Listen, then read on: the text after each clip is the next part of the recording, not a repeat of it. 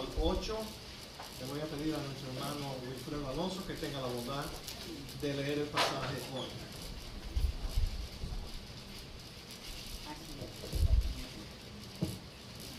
Gracias, pastor.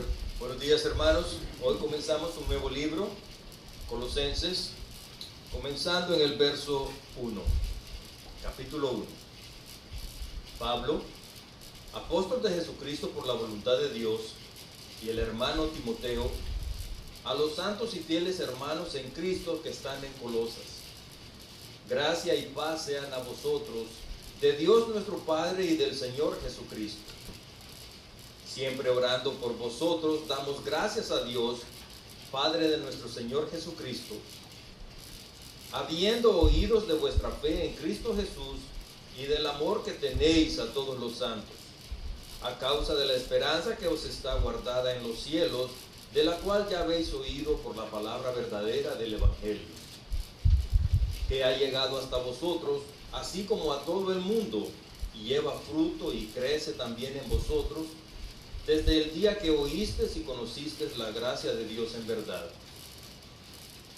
Como lo habéis aprendido de Epafras, nuestro consiervo amado, que es un fiel ministro de Cristo para vosotros, quien también nos ha declarado vuestro amor en el Espíritu. Amén. Amén. Gracias, hermano. Leemos, hermano. Padre, gracias te damos por esta mañana hermosa. Gracias te damos que podemos reunirnos aquí en este lugar para adorarte y para buscar tu rostro, para escuchar tu voz. Queremos, Señor, que hoy tú nos enseñes. Estamos deseosos y hambrientos de aprender más de ti y de tus preceptos.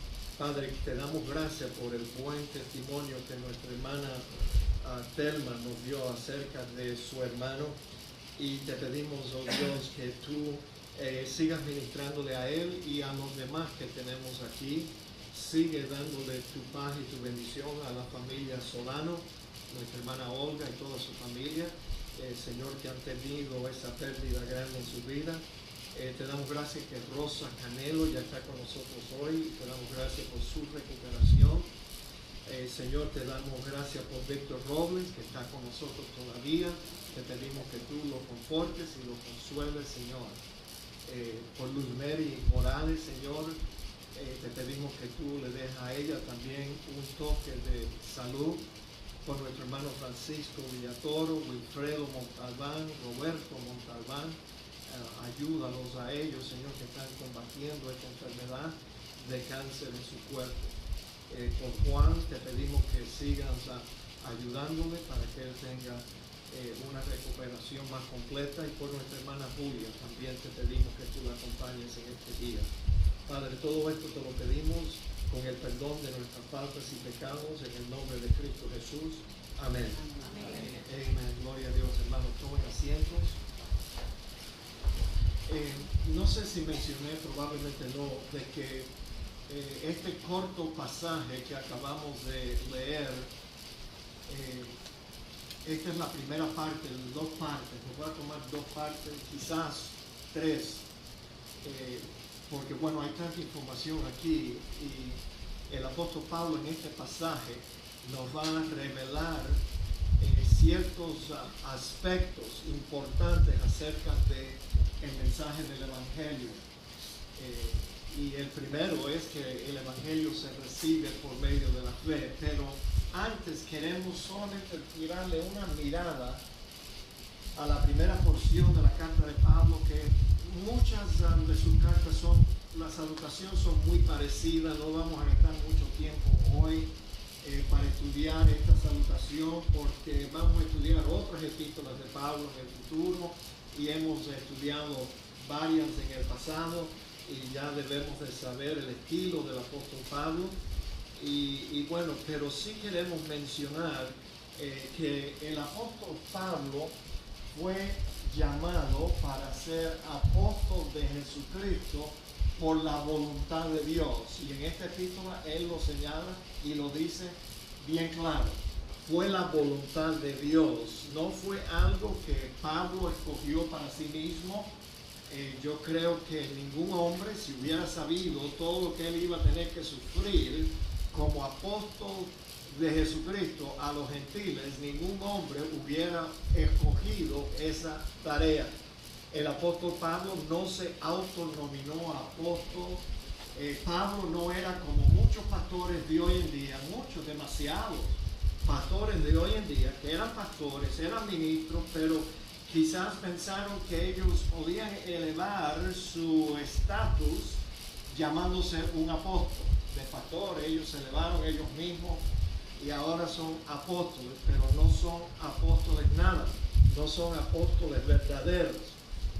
Dios solo llamó a 12 apóstoles y no les hizo falta más, porque estos hombres iban a hacer lo que iban a tirar el fundamento doctrinal de toda la iglesia cristiana para todas las épocas. Y entonces, por tanto, ya el fundamento está puesto.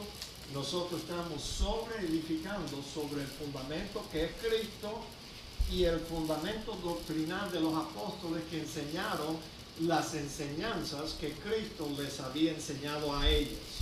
Así que no hay nada nuevo debajo del sol, que necesitamos más apóstoles hoy en día.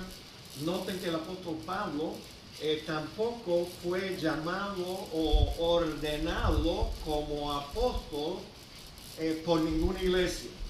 Ninguna iglesia lo puso en esa posición. Fue Dios mismo.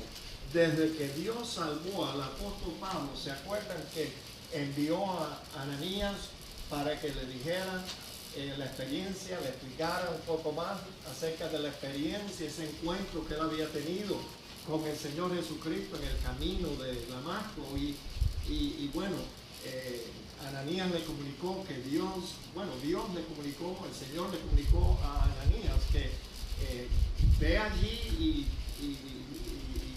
y yo le voy a mostrar cuánto él va a tener que sufrir por la causa de Cristo, por mi causa. Entonces, mis amados hermanos, el apóstol Pablo no era un hombre común y corriente. No.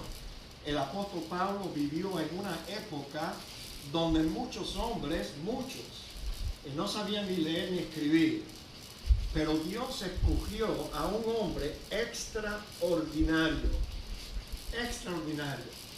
Igual que cuando Dios, yo creo, pudiéramos comparar, cuando Dios decidió escoger a la Virgen María para que fuera la mujer que iba a traer a su hijo al mundo, yo estoy seguro que María, la madre de Jesús, no la madre de Dios, la madre de Jesús, fue una muchacha joven así quizás como Raquel.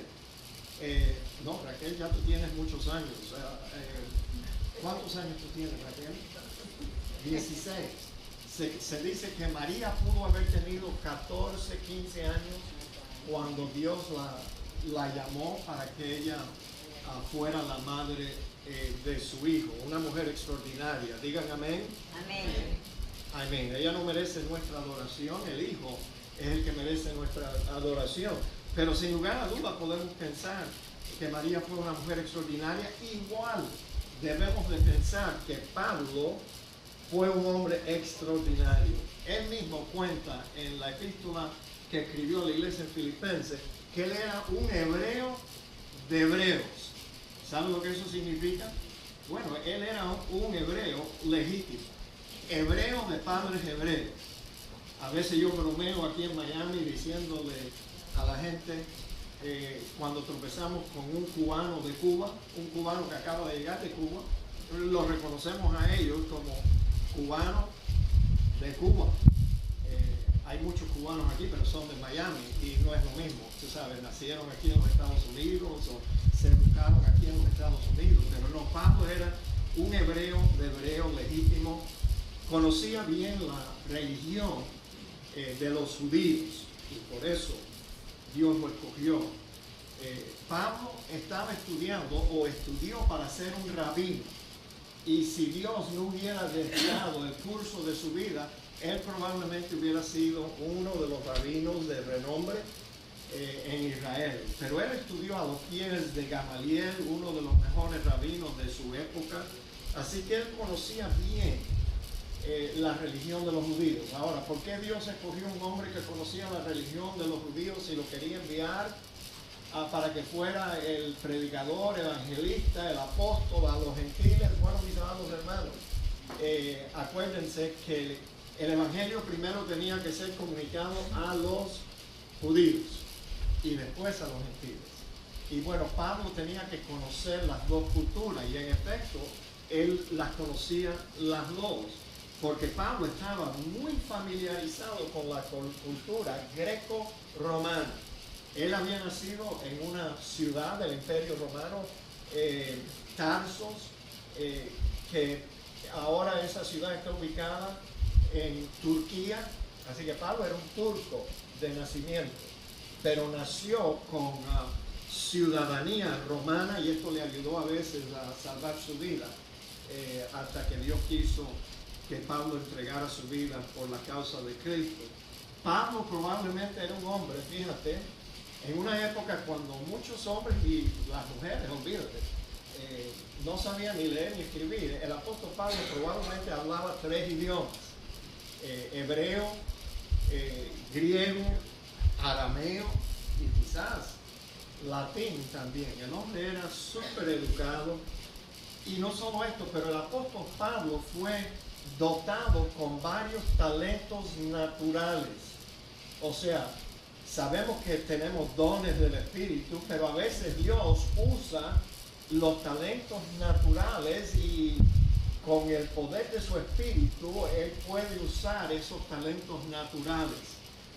Pablo era un hombre educado, inteligente, capacitado, apto para enseñar. Fue un maestro. Yo a veces me imagino las prédicas del apóstol Pablo, y yo no creo que el apóstol Pablo era un predicador de esos como quizás lo fue Apolos. No, él no era un predicador de eso, de fuego, tú sabes. Más bien el apóstol Pablo, yo me imagino, quizás yo me equivoco porque yo nunca lo vi, pero Pablo era un maestro por encima de todo, por encima de todos sus talentos y dones espirituales. Sin duda él tenía el don de maestro, y bueno, él era un excelente comunicador de las verdades de la doctrina de Cristo, y las comunicaba verbalmente y también por escrito. Un autor digno de envidiar, y yo lo envidio, ya que yo no puedo escribir, ¿verdad? Pero él tenía los dos talentos, podía comunicarse verbalmente y también con su pluma, y lo hizo en una forma. Bueno, mis amados hermanos, la Biblia es el libro más estudiado, así que estas epístolas, estas cartas, porque realmente eran cartas del apóstol Pablo, han sido leídas, estudiadas, requete estudiadas por tantos hombres. Así que Dios tenía que tener un hombre extraordinario para que él pudiera llenar todos los papeles del ministerio que Dios lo había llamado para que lo hiciera. Noten aquí también que Pablo dirige esta carta a los santos y fieles hermanos en Cristo. Santos y fieles no eran dos grupos de personas, sino que eran santos en virtud de que estaban en Cristo, habían sido salvados, y eran fieles también en su vida cristiana. Pero estaba hablando al mismo grupo. Y luego la ciudad de Colosas. No conocemos mucho acerca de la ciudad de Colosas, por tanto yo les ruego que ustedes lean este artículo escrito por Jack Hayford, un autor muy conocido. Él es pentecostal, pero bueno, yo lo perdono.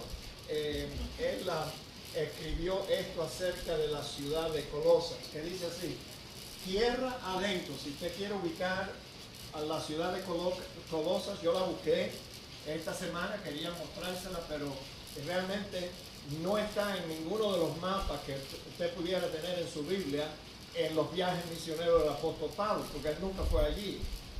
Pero bueno, estaba esta ciudad, tierra adentro, a unos 150 kilómetros de distancia de la ciudad de Éfeso, en Asia Menor. Allí habían 3 ciudades, se agrupaban en el valle del río Licio. una de las ciudades era Laodicea. Ahora, nosotros hemos escuchado ese nombre antes, ¿verdad? En el libro de Apocalipsis. Esa era la ciudad rica y opulente y bueno, pero era muy pobre espiritualmente. Laodicea era una ciudad grande. Hirápolis era otra de las ciudades y era de buen tamaño y estaba creciendo, pero Colosas era la más pequeña de las tres. El menor de los pueblos, o sea, el pueblo más pequeño al que Pablo le escribió una epístola. Una vez había sido una grande e importante ciudad, pero en el primer siglo después de Cristo, la prosperidad de la ciudad de Laodicea y de Hirápolis hizo sombra a la pequeña ciudad de Colosas. Las iglesias de Hirápolis y de Laodicea duraron mucho más tiempo después que Colosas dejó de existir. Pero en el primer siglo, esta era, y esto es lo importante para nosotros reconocer, esta ciudad, esta iglesia, era la líder espiritual de las tres. Y esto lo vemos en el hecho de que 2 epístolas destinadas de Pablo, una a Colosenses, y la otra a Filemón, un amigo íntimo del apóstol Pablo que vivía allí en Colosas. 2 epístolas fueron dirigidas a esta ciudad y aparecen en el Nuevo Testamento, y esto habla del alto grado de prominencia espiritual de la pequeña iglesia y la pequeña ciudad allí en Colosas. Ahora, las verdades del Evangelio. Bueno, mis amados, cuando empezamos a estudiar la verdad de que el Evangelio se recibe por la fe, es cuando nos dimos cuenta a la mitad de este mensaje que esto iba a tomar un estudio completo. Puede ser que usted piense que usted sabe todo lo que tiene que saber acerca de la fe, pero bueno, siempre estamos aprendiendo cosas nuevas. Y Pablo se dirige a estos creyentes allí, siempre orando por vosotros. Esto no significa que Pablo siempre está orando, siempre 24 horas al día, no, sino que siempre que oraron por vosotros, ellos daban gracias a Dios, Padre de nuestro Señor Jesucristo, habiendo oído de vuestra fe en Cristo Jesús.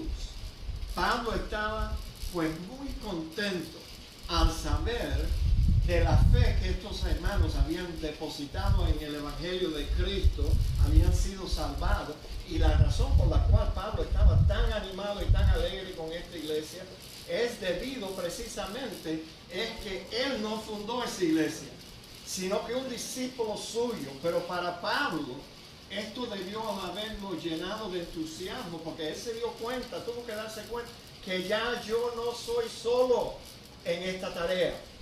Cualquier hermano, cualquier discípulo de Cristo puede entrar en una ciudad que no conoce el Evangelio y puede comenzar a predicar allí, y algunas personas van a ser salvas y van a formar un grupo, una iglesia. Acuérdense que aunque la iglesia de Colosas no era muy grande, la ciudad era pequeña, así que no pudo haber una iglesia grande allí, pero el Señor Jesús dijo que donde hay, la Biblia dice que donde hay 2 o 3 reunidos en mi nombre, allí estoy yo. Así que definitivamente Dios estaba allí.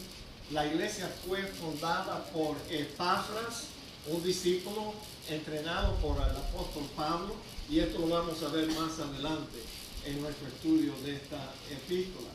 Ahora, cada vez que Pablo oraba por estos hermanos, pues siempre daba gracias a Dios por la fe que había puesto en nuestro Señor Jesucristo. Ahora, debemos de notar, y esto es algo que lo hemos visto en otras ocasiones, que el apóstol Pablo nunca daba gracias por los cristianos, por esos seres humanos que habían puesto fe en el Señor Jesucristo, sino que Pablo daba gracias a Dios, porque Pablo entendía lo que nosotros debemos de entender, y yo creo que hoy lo vamos a entender un poquito mejor, de que Dios es responsable por esos hermanos haber creído en nuestro Señor Jesucristo. Y Y Pablo reconocía que solo Dios era merecedor del crédito, del mérito y de la gloria de que un grupo de personas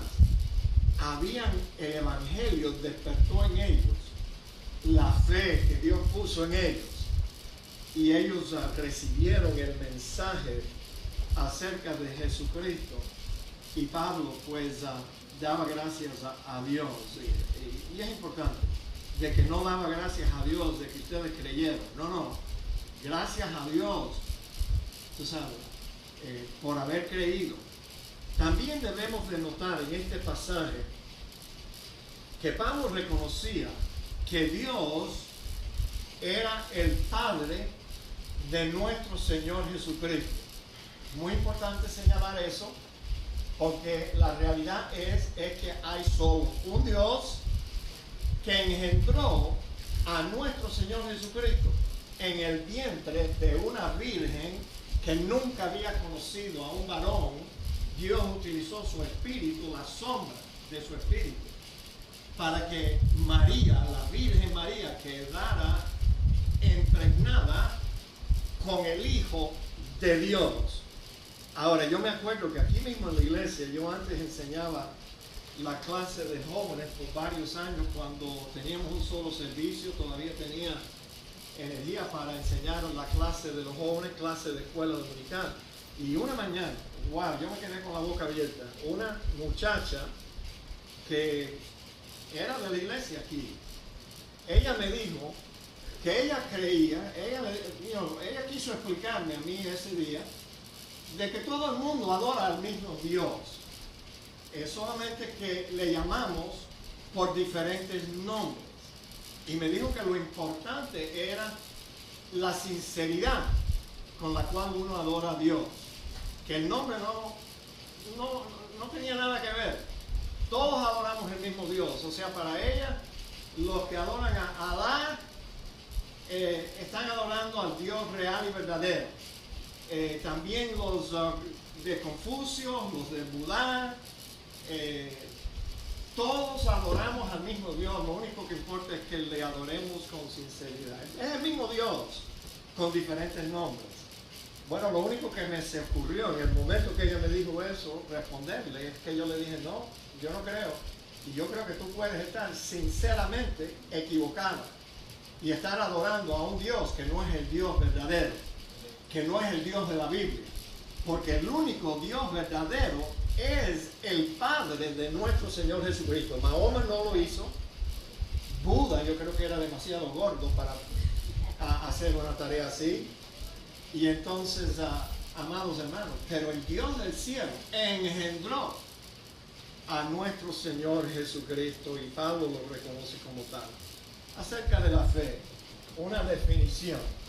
Ahora, diga la verdad, yo me hice esta pregunta y por eso ahí en la primera línea yo puse, no es fácil definir algo que no podemos ver. Si alguien te pregunta a ti, ¿qué es la fe? Defíneme la fe. Bueno, mis amados hermanos, ¿no es verdad que es difícil definir algo? Es más fácil definir algo que nosotros podemos ver con nuestros ojos, pero la fe es algo invisible que pertenece al reino espiritual, al ámbito espiritual. Pero la fe significa estar persuadido de que algo es verdad. Esa es una buena definición, no es la única. Es mucho más, la fe es mucho más que una aceptación intelectual, pues implica obediencia. Es por eso que muchas personas creen en Cristo aquí arriba, pero pierden la salvación por 18 pulgadas. Así lo explicaba mi pastor. Hay personas que dicen que creen en Dios, pero no le obedecen. Y no hay ningún cambio notable en su vida. Yo quiero que ustedes sepan que hay mucha gente que están en la iglesia hoy mismo, las iglesias de aquí de Miami, no tenemos que ir más lejos. Y ellos están allí, oye, lucen igual, hablan igual, cantan igual que todos los demás, Pero cuando salen por la puerta de la iglesia, ellos viven una vida como cualquier inconverso. No hay nada de obediencia. Y entonces, mis amados, eso es una contradicción de término, porque la fe no es solamente, yo creo, intelectualmente, sino que implica, la fe produce la obediencia. Los conceptos de obediencia y fe son usados por todo el Nuevo Testamento. Es más, la Biblia también habla de la obediencia a la fe. Sí, la fe está allí, pero ella nos ayuda a obedecer la fe también. Bueno, ¿qué más? Los conceptos de obediencia, ya lo dije. La fe bíblica no es como mucha gente piensa, que es como un salto al vacío, sino que la fe está basada en hechos reales y fundamentos. Es por eso que el autor de la Epístola a los Hebreos la define de esta misma forma. Es pues la fe, la certeza de lo que se espera y la convicción de lo que no se ve. Bueno, esa definición está allí en la Biblia, pero ¿sabe qué? Se puede leer fácilmente, pero ¿a qué se estaba refiriendo el autor cuando lo escribió así, definió la fe así? Bueno, si usted lee el resto del capítulo, usted se da cuenta. Tú sabes, todos los héroes de la fe que estuvieron esperando con la esperanza de algo que ellos no veían y no vieron, se murieron antes de recibir la esperanza que la fe que ellos habían puesto en Dios les garantizaba. Así que la fe nos da seguridad y certeza de las realidades aún no vistas, mis hermanos. Pero ¿sabe qué? Siempre hay falsos maestros en todas las épocas de la iglesia, y esta no es diferente. Es más, yo creo que andan por todas partes. Y entonces varios maestros, ministros que salen por la radio y la televisión, hablan de un tipo de fe que no es fe, sino más bien es pensar positivo. Se puede comparar al pensar positivo, porque ellos dicen, no, tú tienes que tener fe que tú vas a recibir lo que sale de tu boca. O ellos lo enseñan que la fe nos ayuda a alcanzar todo lo que nosotros deseamos de Dios. Estos son falsos maestros. ¿Tú sabes por qué? En primer lugar, pueden que sean cristianos. No estoy diciendo que no sean salvos, pero no tienen ni el más mínimo concepto de la soberanía de Dios. O sea, ellos adoran quizás al mismo Dios que nosotros adoramos, pero realmente ellos lo han cambiado para que sea más a su gusto. Y entonces ellos dicen que tú debes de la fe, te ayuda a envisionar. Envisionar is the word in Spanish. Envision. Tú sabes, algo que tú no ves, pero ya tú lo ves claro aquí en tu mente. Me acuerdo un predicador en la radio, en TVN, que él decía, tú debes de ver un Cadillac que un día va a aparecer ahí enfrente de tu casa. Bueno, hoy en día tuviera que ser un Mercedes-Benz o un Lexus, algo así, porque ya los Cadillacs no tienen mucha importancia, pero antes el Cadillac era el carro que todo el mundo deseaba. Y este predicador decía, tú tienes que, el color y todo eso, tenerlo en tu mente y creer que un día tú vas a salir por la puerta de tu casa y ahí va a estar el carro ese que tú tenías envisionado, y tienes que creerlo como si fuera que tus pensamientos positivos iban a producir lo que tú deseabas. Eso es a bunch of baloney, mis amados hermanos. Es más, ya el señor que predicaba eso ya se murió. Yo creo que it was Frederick Price, y él era el que decía que él rechazaba toda enfermedad. Y decía que la enfermedad nunca entra en mi casa, porque yo no permito que no. Cuando me empiezan los síntomas, yo los rechazo, reprendo el diablo y no me enfermo. Balones. La esposa de él tuvo cáncer y él decía que no iba al médico porque si iba al médico ya estaba admitiendo la enfermedad, que la enfermedad existía en su cuerpo y por eso él no iba al médico. Balones. La esposa de él tuvo cáncer y lo primero que él hizo fue llevarla a los mejores médicos de aquí en los Estados Unidos. Y bueno, yo no sé dónde él anda ahora, ni su esposa, si vivió o murió, pero anyway. Eso eran los programas que antes, cuando yo veía algo de TVN, para enterarme de lo que estaba en el ambiente, yo no he visto TVN por tanto tiempo ya, te digo la verdad. Y ahora está, ¿cómo se llama? El TVN en español, ¿cómo le llaman? Alguien ayúdame. Enlace. ¿Tú sabes por qué le llaman enlace a esa estación hispana? Porque ellos están enlazados con TVN. TVN fue la que lanzó el enlace, eso, que ahí hay hoy uno de los peores predicadores en el mundo hispano están allí. Por tanto, yo no gasto mi tiempo de ver esa basura.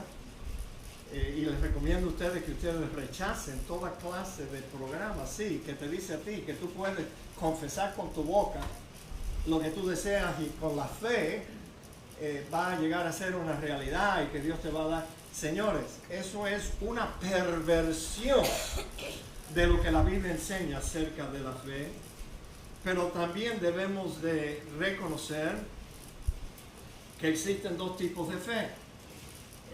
Existe, y la Biblia habla acerca de, la Biblia define la fe salvadora, la fe que es dada por Dios y que genuinamente salva a las personas. Esa es la fe salvadora. Pero existe una fe muerta que no salva a nadie, no produce obediencia, ni produce buenas obras. Y el pasaje yo creo que no tenemos tiempo de leerlo todo, no tenemos tiempo, pero leamos este slide primero. La verdadera fe salvadora contiene el elemento de arrepentimiento. Ya estamos hablando de otra cosa. La fe muerta, ¿dónde está el versículo ese? No lo puse. Oye, yo tuve una semana tan atareada de que se me pasó.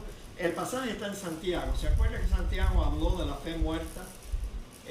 Él dijo, muéstrame tu fe sin tus obras y yo te voy a mostrar mi fe por mis obras.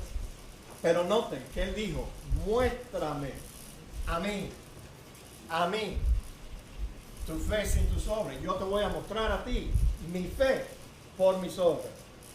¿Por qué señalo de que y hago énfasis en muéstrame a mí?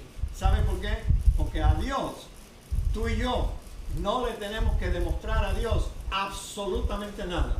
Es algo también que está en la corriente, ¿no? Tú tienes que mostrarle a Dios que tú tienes fe para ser sanado, o que tienes fe para recibir. Tienes que mostrarle a Dios, señores, Dios lo sabe todo ya.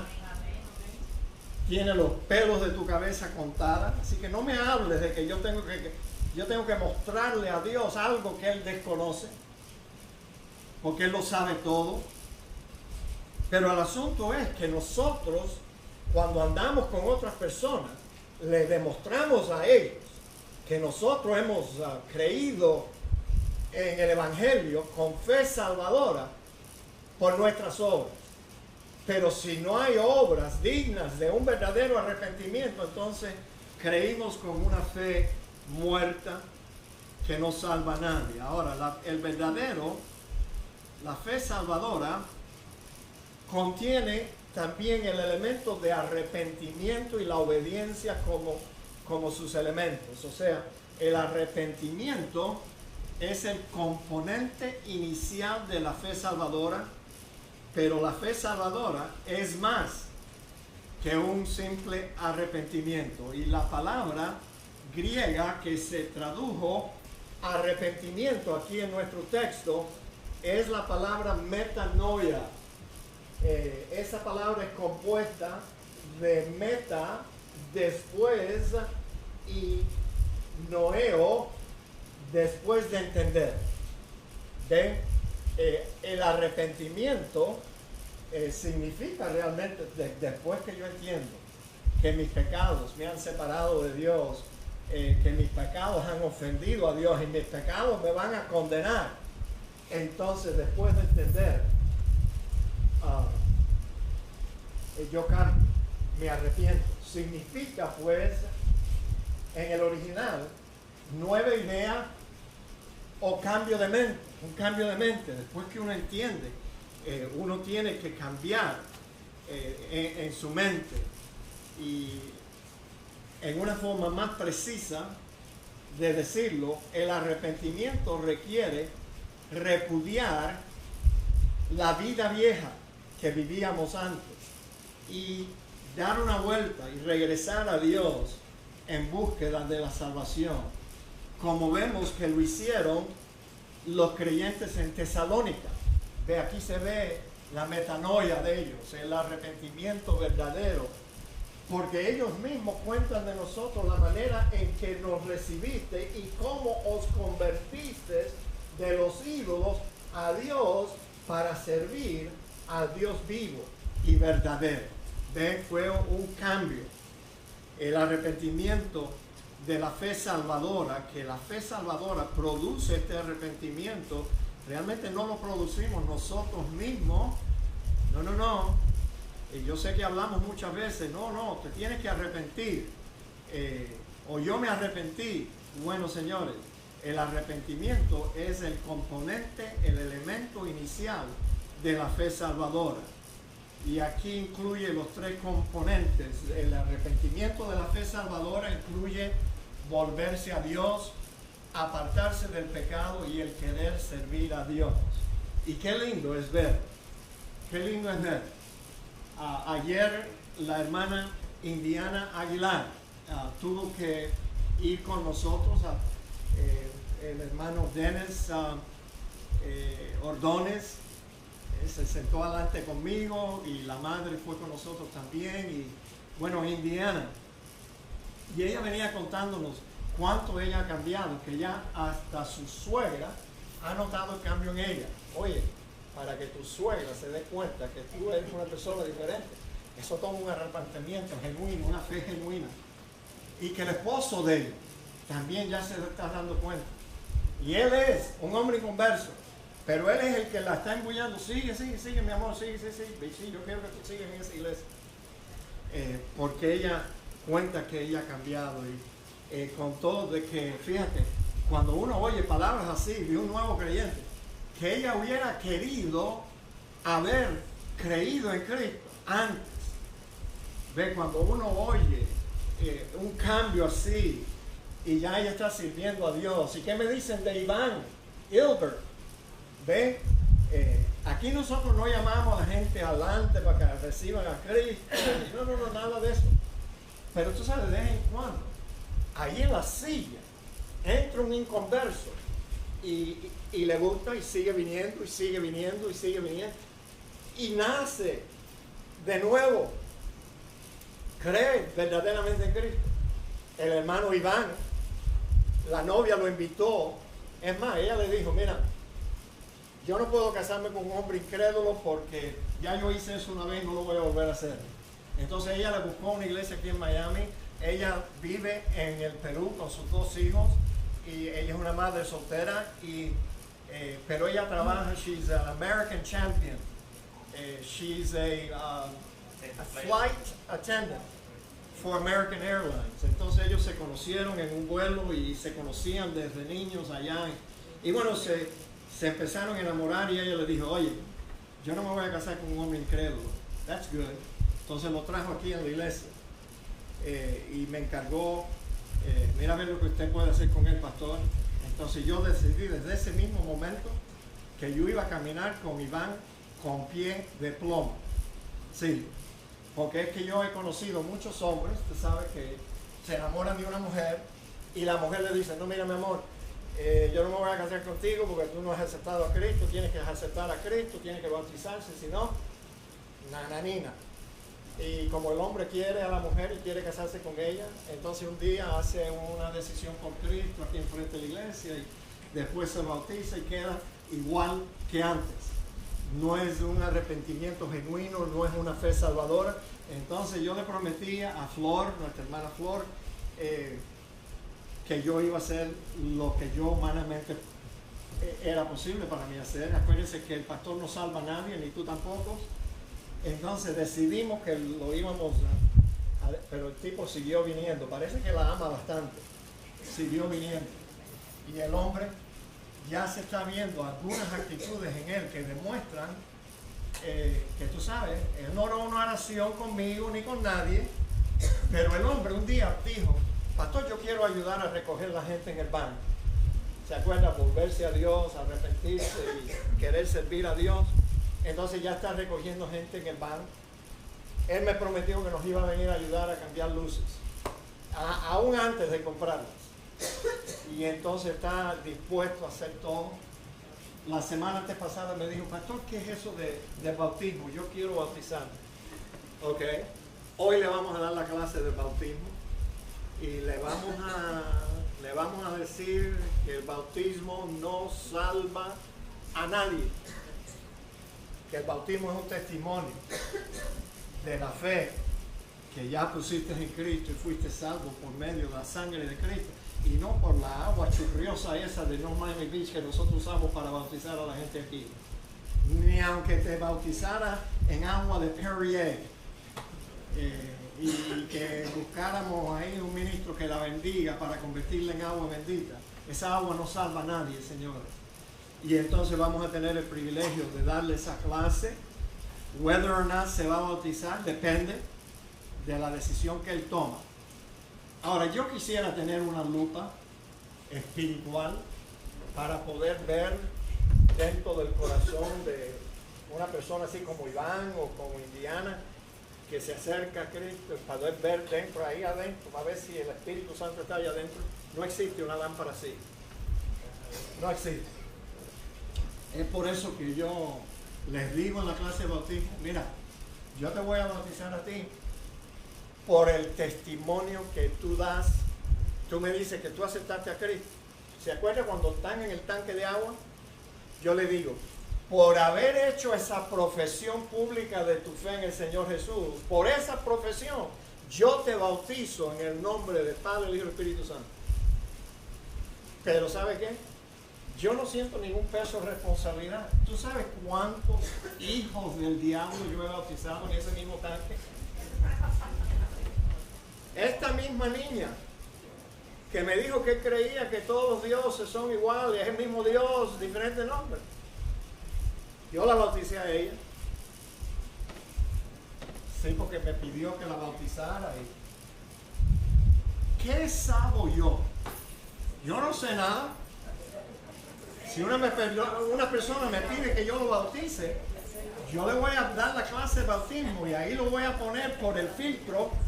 Pero si al final de la clase de bautismo me dice: sí, yo quiero bautizarme, ok, trae una ropa de anterior para cambiarte la próxima semana y te bautizamos. Y una toalla, porque no te vamos a dar una toalla tampoco. Entonces, ¿tú sabes dónde está esa niña? Esa niña, yo quisiera cogerla por el cuello, porque ella está en el mundo viviendo con un marinovio. ¿Sabes lo que es eso? Un hombre que no es esposo de ella, ni nunca lo va a ser. Estoy esperando que un día el colombiano ese abra sus ojos. Voy de aquí. But anyway, esa niña está en el infierno, en rumbo al infierno. Pero yo la bauticé, como he bautizado a muchos que están en rumbo al infierno. Pero yo no tengo la culpa, ni tengo ningún sobrecargo de conciencia, porque, señores, en este cuarto, yo solo estoy seguro de la salvación de una sola persona, mí. Yo no estoy seguro de más nadie. No tengo nada, ningún medio para estar seguro de que una persona ha sido salvada genuinamente. Bueno, rápido, tenemos que continuar. Seguimos. Muy importante. Dios es el que concede la fe Tú sabes, nosotros lo decimos, lo admitimos, pero no lo creemos. Creemos que la fe está con el individuo. Pero fíjate, dice aquí en Hechos 11:18, entonces oídas estas cosas, callaron y glorificaron a Dios diciendo, de manera que también los gentiles ha dado Dios, fíjate, Dios fue el que les dio a los gentiles arrepentimiento para vida, para salvación. O sea, Dios es el que da ese tipo de fe salvadora. No nacimos con ella, no lo adquirimos a través de las experiencias de nuestra vida y no la podemos comprar tampoco en Walmart, porque no la venden allí, ni en ninguna otra tienda. La fe salvadora viene de Dios, mis amados. Aquí está de nuevo, que con mansedumbre corrija a los que se oponen, por si quizá Dios les conceda que se arrepientan para conocer la verdad. Quizás. Ahora, yo sé que todos nosotros tenemos familiares incrédulos, inconversos, ¿verdad? Las madres. A mí me han dicho últimamente que yo no entiendo a las madres porque yo nunca parí. ¿Qué culpa tengo yo de eso? Yo nunca parí ni voy a parir tampoco. Pero me dice que las madres tienen algo con los hijos, que quisieran que todos sus hijos fueran. Yo quiero que todos mis hijos fueran salvos también. Pero ¿sabe qué, mis amados hermanos? Yo creo que estos versículos que estamos viendo aquí ahora, que dice que Dios es el que concede la fe, los padres no pueden traspasar la fe que ellos tienen a sus hijos, aunque muchas veces tratan de hacerlo. Sí. Y tratan de sacar de sus hijos una confesión de fe en Cristo y tratan de obligarlos o llevarlos en una oración a los pies de Cristo. Yo entiendo todo eso. Pero déjame decirte algo. No funciona. Get it through you. No funciona. No funciona así. Dios es el dador de la salvación. Dios es el dador de la fe. Fíjate lo que dice Pablo en Romanos. Digo pues por la gracia que me es dada a cada cual que está entre vosotros, que no tenga más alto concepto de sí que el que debe tener, sino que piense de sí con cordura, conforme a la medida de fe. O sea, Dios no es solo el dador de la fe, Él da una medida a cada uno. Y Dios la repartió a cada uno. Ahora, ¿qué debemos de hacer con nuestros hijos inconversos, nuestros padres inconversos? Orar por ellos. Dejar que ellos vean a Cristo en nosotros. Vivir delante de ellos una vida cristiana real, normal y exitosa para que ellos, tú sabes, por lo menos vean a Cristo en alguna parte. Ojalá que lo vean en nosotros y seguir orando. Pero acuérdense, creemos en un Dios que conocemos y estamos seguros que Él es un Dios soberano. Y la decisión de salvación depende más de Dios que de nosotros. Así que don't push. Hay que esperar que Dios obre en esa vida. Pero tampoco yo he aconsejado, y ya ustedes han oído ya varias veces, que las madres, escucha esto, ustedes que han parido, oran por sus hijos inconversos, y yo sé que ustedes dicen, ay Dios mío, cuídamelo, que no le pase nada malo, cuídamelo. Y tú sabes qué, yo no creo que nosotros debemos de estar orando así por nuestros hijos inconversos. A mí yo entiendo el sentimiento, pero déjame decirte, algunos hombres y mujeres no vienen a Cristo hasta que no los revienten. Así vino la hermana Indiana Aguilar. Su esposo la había dejado por una mona más mona. Yo me siento con libertad de contar estas cosas porque ella las cuenta por todas partes. Él la dejó. Ahora ya yo conocí a ese caballero. Yo todavía no entiendo cómo un hombre puede ser tan idiota de abandonar una buena mujer con 2 niñas pequeñas por una mujer que le llamó más la atención. Bueno, yo sé que ese es un defecto humano de los hombres. Digan amén. Pero es un defecto de las mujeres también. Oye, yo tengo un sinnúmero de amigos que la esposa un día los dejó por otro hombre. Digan amén, hombres. Amén también, hermano. Ustedes no son santicas tampoco.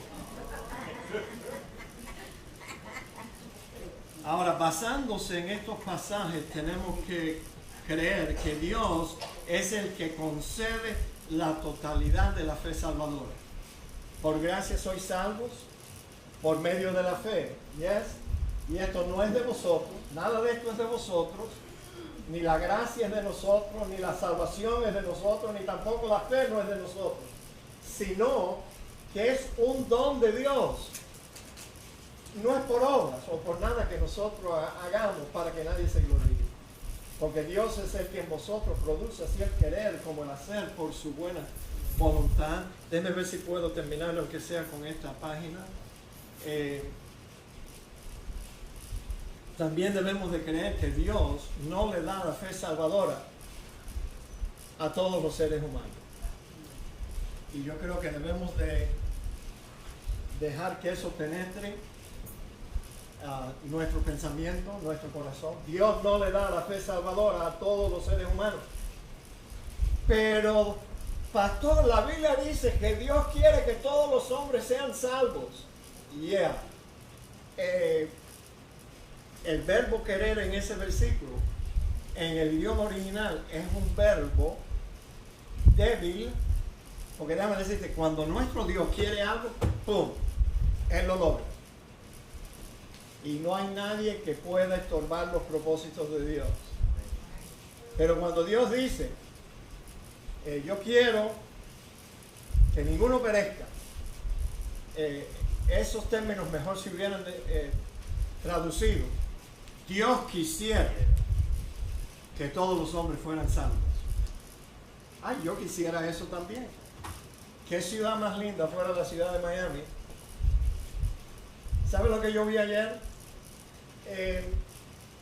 Le ofrecí a los hermanos Jordones que lo iba a llevar hasta su casa para que el padre no tuviera que venir a recogerlo aquí en la iglesia. Total, ya yo estaba en el carro. Y entonces pasé por una iglesia aquí. ¿Se acuerdan del padre Alberto? Sí, cuando él se enamoró de esa mujer. Digan amén. Amén. Oye, qué bueno. Mi hermana estuvo de lo más brava con él porque el hombre se enamoró. Si esa es la cosa más natural. Lo anormal es tener a un hombre viviendo, sufriendo, quemándose toda la vida porque entró en el sacerdocio. Entonces el padre Alberto se casó y dejó a Guatemala por Guatapeor, porque tuvo que salirse de la iglesia católica y se metió en los episcopales. Pero ya me dijeron que ya él no es el pastor de aquí, de la iglesia que está ahí en, ¿cómo se llama eso? West Dixie Highway. Biscayne Park, la iglesia Resurrección Episcopal, Resurrección. ¿Tú sabes lo que yo vi ayer, anoche? Ellos han puesto alrededor de esa iglesia luces azules. Azules. ¿No saben lo que eso significa? Go to South Beach. Go to South Beach. Y tú vas a ver que ponen luces azules en los hoteles, en los condominiums, donde quiera que tú veas una luz azul esa. ¿Tú sabes lo que eso significa? I figured it out. Nobody told me this. They're telling the homosexuals, come that we're friendly and ven aquí. Entonces ahora hay una iglesia aquí mismo, we could go caminando a esa iglesia de aquí, que están rodeadas de luces azules, diciéndole a la comunidad, no solamente de Biscayne Park, pero a mí me han dicho que la ciudad, el village de Miami Shores, está lleno de homosexuales, parejas homosexuales también. Y entonces, anyway, le dije eso para que no vaya a poner un bombillito de esos azul enfrente de su casa. A menos que sea uno de esos que mata bichos, de esos, mata moscas y mosquitos.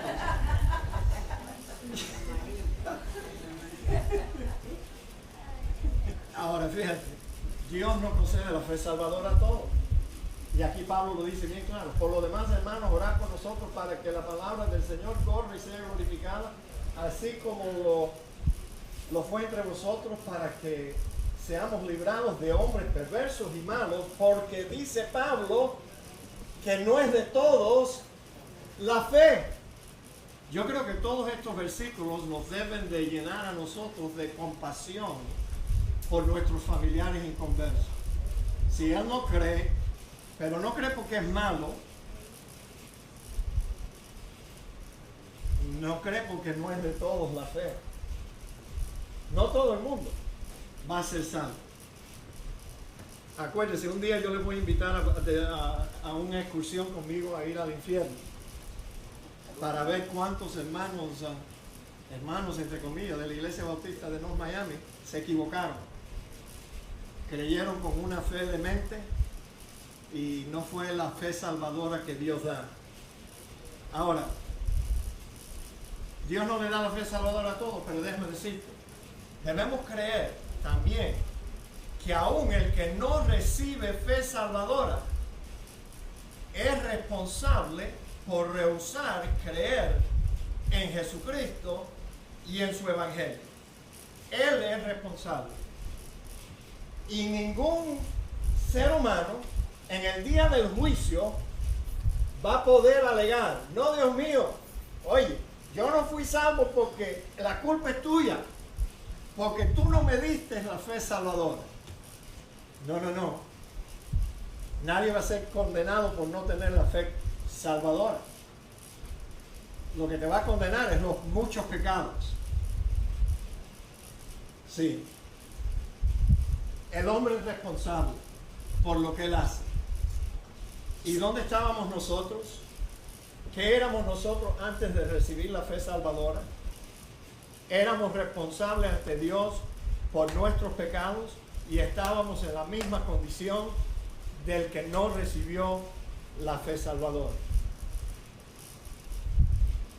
Yo no sé si ustedes han oído el concepto de que hay muchos pastores, aún algunos reformados, que dicen: no, el hombre es responsable de creer. El hombre es responsable. Y ellos lo explican de esta forma. Yo lo he oído tantas veces ya que me lo sé de memoria. Ellos dicen: la responsabilidad humana y la soberanía de Dios son como dos rieles de un tren que uno nunca sabe dónde termina la soberanía de Dios y dónde empieza la responsabilidad humana. Nadie es salvo por la responsabilidad humana de creer. No. Antes yo creía así, pero ya no. I'm walking away.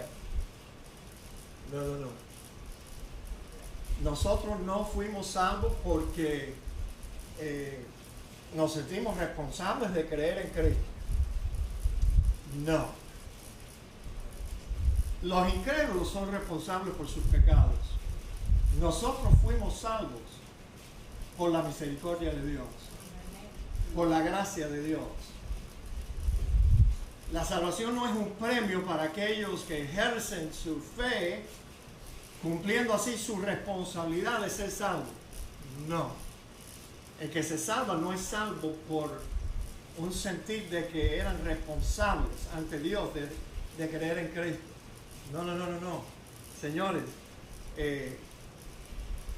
los que creemos en Cristo, los que hemos creído en Cristo, creemos por la gracia de Dios, por la fe de Dios, por el evangelio de su Hijo, no porque nosotros creímos, por nuestra cuenta, por sentir la responsabilidad de ser santos. Dios es el que produce la salvación en nosotros.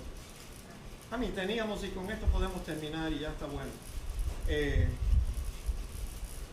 que dice este mismo versículo aquí. Mira, si tú quieres buscar la forma en que tú y yo fuimos salvos, la vas a encontrar en este versículo. Porque Dios es el que en vosotros produce así el querer como el hacer. El querer y el hacer, Dios es el que produce eso por su buena voluntad. Y ahora estoy pensando de que la salvación, mis amados hermanos, Es una obra de Dios, enteramente de Dios y no de nosotros. Es de Dios antes de creer y es de Dios después de creer. Estando persuadido de esto, que el que comenzó en vosotros la buena obra la va a perfeccionar hasta el día de Jesucristo. Dios es el que nos salva. El creyente no se salva por sí mismo ni por haber sentido la responsabilidad de tener que creer. No. El que se salva porque un día Dios puso el deseo en él de responder a ese llamado eficaz que Dios estaba utilizando para atraernos a Cristo.